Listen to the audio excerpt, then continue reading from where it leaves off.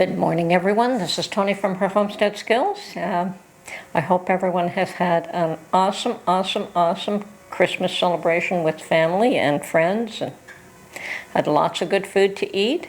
And of course, New Year's celebration. I personally didn't make it for that. I mean, we did try to stay up, and I think both Mark and I fell asleep before the clock struck 12, but that's okay. I don't think we have been able to stay up the past few years to celebrate anyway. And I told him, if he's up at midnight and I'm not, don't wake me. So anyway, there's always the next morning. That is New Year's Day. And I don't think that we did too much of anything New Year's Day. Everything is pretty much shut down. That is the holiday here. So it was a quiet day for us. And I baked bread. And this morning, I have decided to go through my pantry, and I've reorganized it. And because Mark does most of the cooking in this house, sometimes I have no idea what we're short of and what we need. I mean, sometimes I manage to stay on top of it, and other times I'm not quite sure. So I reorganized the pantry, and yeah, we have lots of salmon, tremendous amount of pickles, bread and butter pickles that I made from my garden last year. Lots of tomatoes, and we have quite a number of, the freezer's full of meat, but there's always a shortage here of something here or something there. Sugar and salt, I think I have enough salt to last me 5 years. But there's always the incidentals that you go through. Butter I'm still good for, but milk and eggs are one of those things that you have to buy continuously. I certainly can milk, but I definitely prefer it fresh. And I'm not saying that I don't have some canned, I do. And there's some of that I do keep for emergency. I like to keep some things in stock for emergencies. Now, I have recently tried freezing potato, French fries as a matter of fact, but I have done potatoes in a multitude of different ways, and I do have to can up some more. I know that after going through my pantry, I know that I only have about 4 or 5 jars of canned potatoes left, which we've been using them up, which is good. You do want to rotate your stock. So,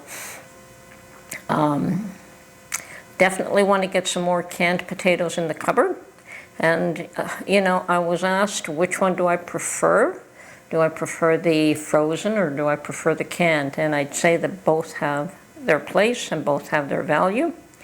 Definitely canned is shelf stable, which makes it absolutely awesome. I mean, you do want to keep canned potatoes in-house when you can.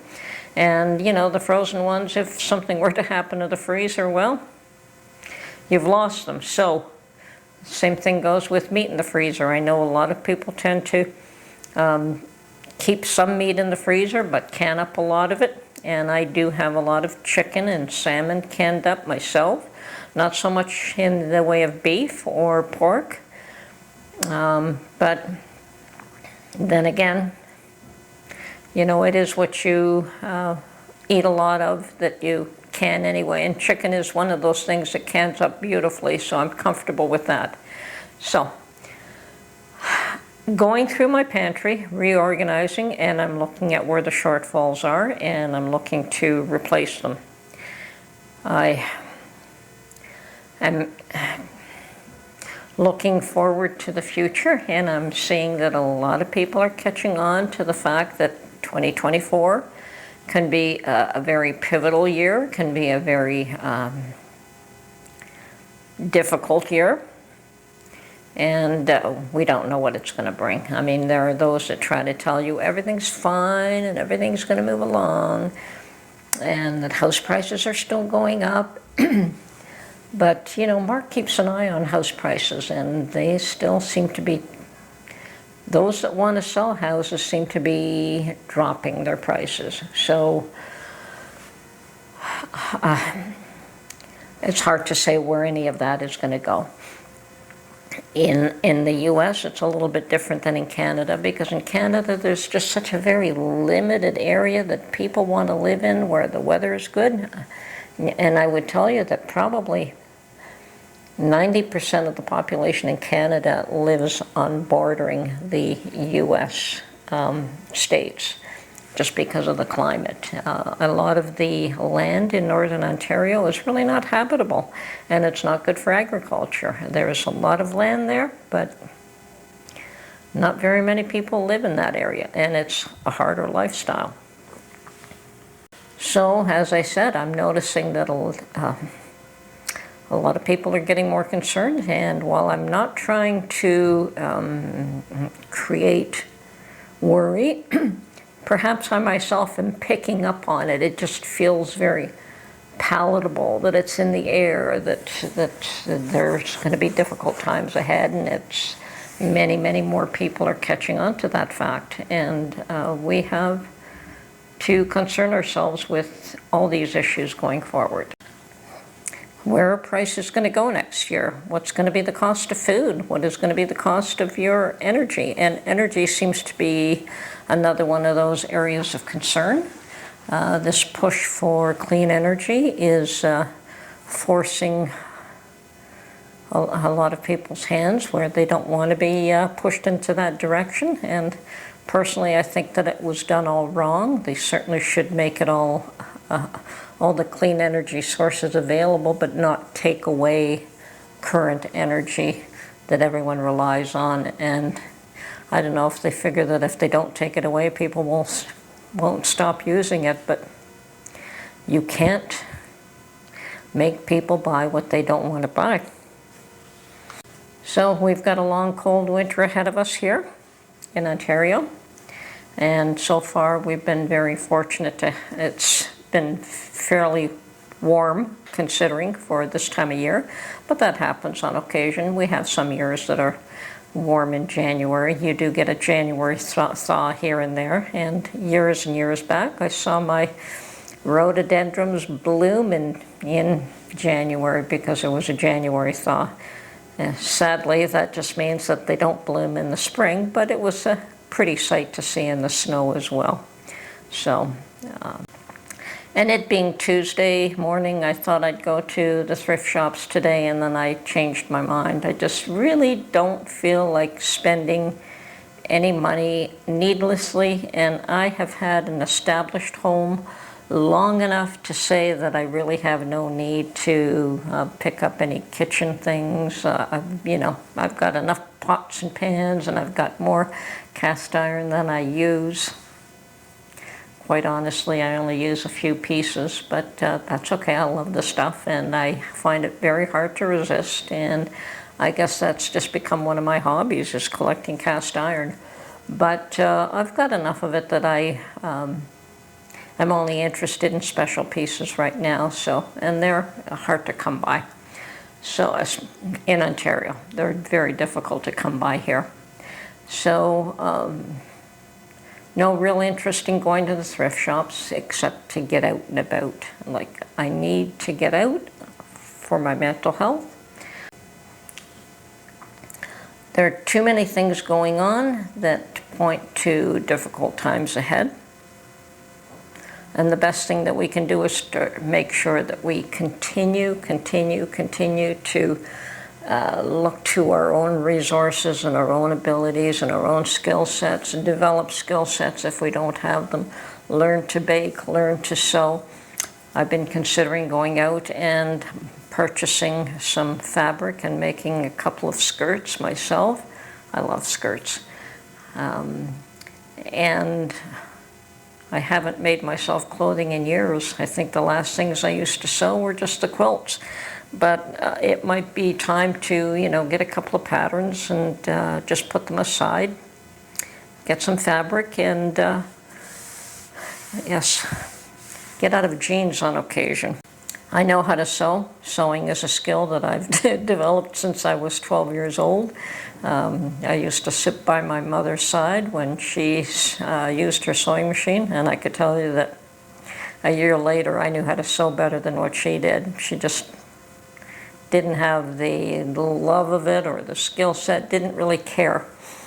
And but I think she attempted to make a few dresses for us, but later on I was making pants for her and skirts for her, and yeah, it didn't take long before I certainly developed that skill. I loved sewing. I loved the idea of it.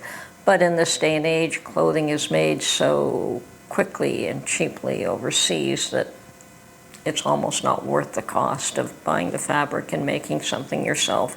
So it's fallen by the wayside. But perhaps it's still a skill that people should learn, even if they don't use it immediately. They may need to at some point down the road. But all skills are valuable. Cooking, canning, cleaning, sewing, house repair, car repair. I'm not one to do car repair, but Mark knows how to do that. And he knows how to do plumbing, and he knows how to do electrical. He knows how to do all kinds of house repair that's certainly helpful, and certainly saves you $1 here and there with not having to call in a professional to do certain things. I mean, certain things you may not want to do, but I mean, he's gotten up on top of rooftops and taken care of issues up there, taking care of plumbing, taking care of electrical. All skills are good to learn, and in this day and age, the more you know, the better off you are. Okay, so I am going to probably get out today, perhaps tomorrow. Actually, tomorrow I have to go to the dentist, so I may not be able to provide a video. My dentist is not that close, but in the near future, I should provide video on maybe canning celery, canning potatoes. Not canning celery, I think I'm going to dehydrate it. And as far as potatoes, yes, I still have over 200 pounds of potatoes that have been dehydrated. That was my security potato stash, and that could be ground into potato flour. I find that dehydrated potatoes do take a while to rehydrate, so those little chips that I made would be awesome to throw in a soup or in a stew, or to turn into mashed potatoes if you dehydrate them long enough. And I found probably the best way to rehydrate them would be to put them in hot water and then leave them in the refrigerator overnight after the water has cooled down a bit. And I suspect that that is one of the best ways, unless, of course, you're going to throw it in a soup or stew. Now, many of you and many people have purchased freeze dryers, and I'd love one of those. Unfortunately, I have neither the space nor the budget for one of those. And I know that people will tell you that, yes, they pay for themselves over time, but I don't have the space and I don't have the budget, not even to pay monthly. I have other things that I have to deal with and other issues that I want to, bigger fish to fry. And until that is done, the freeze dryer it's on my list, but it's at the back of my list, much as I would love it. I think that that would be definitely worthwhile for a lot of vegetables. There are certain vegetables that canning them spoils them. And I suspect that freeze drying wouldn't. So, you know, not everything is best done canning, dehydrating. I mean, I would think that freeze-drying potatoes would be pretty awesome, but I've never done that because I don't have a freeze dryer. But I think if any of you do, maybe you could let us know if you've ever tried it and what the results were when you rehydrated them. But I would suspect that that is one of the best methods to store potatoes long-term would be to freeze dry. They would probably be fairly quickly to rehydrate and use up. Anyway, as I said, Canned potatoes are awesome. I have no issue with that. Freezing them is awesome. It works. Dehydrating is a little more difficult. But yeah, you can do it in slices. I've done it in slices. I've done it in chips. I've done it in shredded. And shredded to make home fries. So yeah, there's lots of ways that you can store things. And then you can turn them into powders.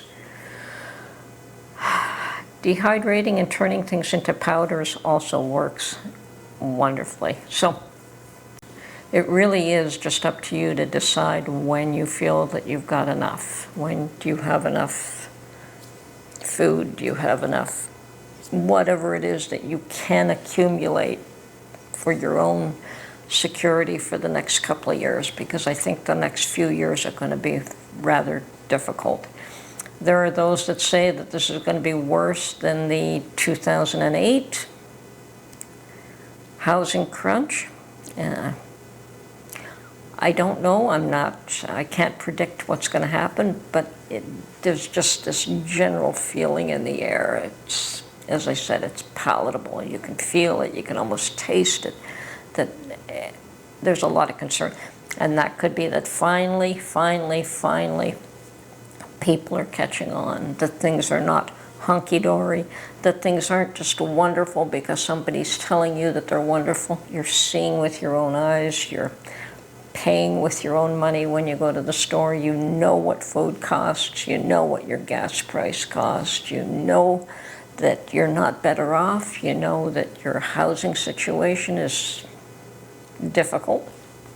You know that your mortgages cost more, so no matter how much they tell you that things are wonderful, the reality is people understand that things are not wonderful. And that, the more people that are in that position, the more that reality strikes, the more that they see what they're facing. Let's just hope there isn't a panic. Let's just hope that there isn't a situation that causes a severe panic, because it wouldn't take much right now. It's a tinderbox. It's just looking for a match, and that's my concern. It's not so much today. It's not so much. I mean, we know that it's not good,